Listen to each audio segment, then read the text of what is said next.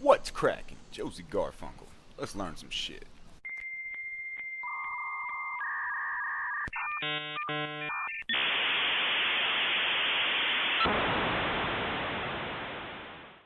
In this video, I'm going to demonstrate how you can make extremely easy zombie events. So you can just easily put zombies somewhere that you want with a desired radius of roaming space, and you don't have to worry about the territories and all that scary stuff.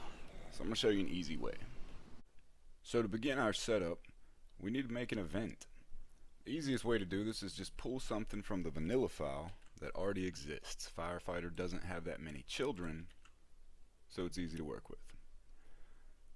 We're going to rename this because it's no longer going to be using the territories. It no longer needs to have the infected prefix. We're going to use static zombie example.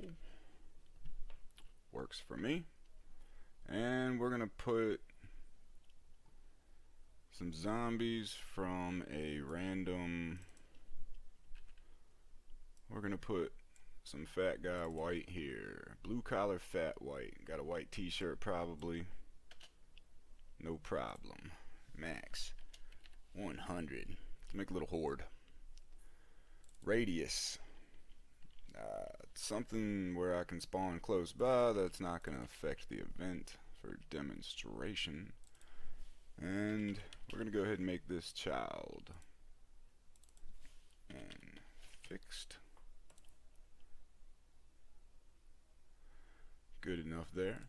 Now we're going to have to make an event spawns. This is the one I used for the intro, so we're just going to reuse this.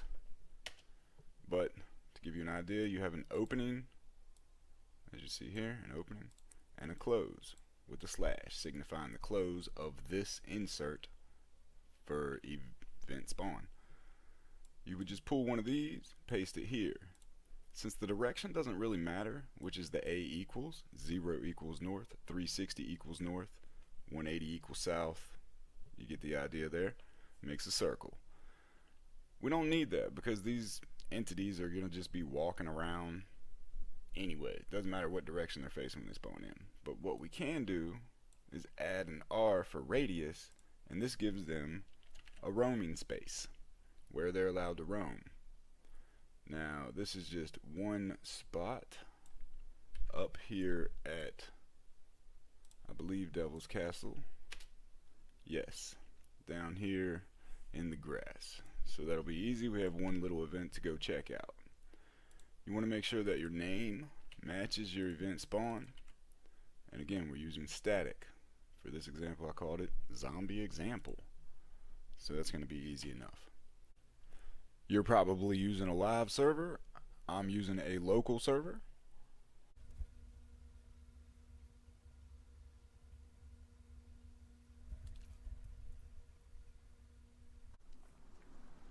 Alright, so here we are loaded into our local server.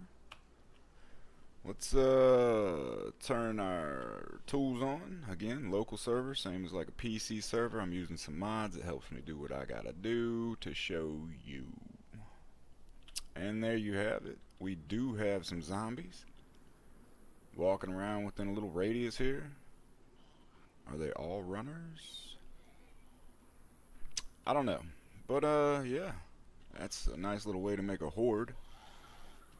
But you could do just a few if you wanted to do smaller events. So that's pretty much it for this one. It's a basic event.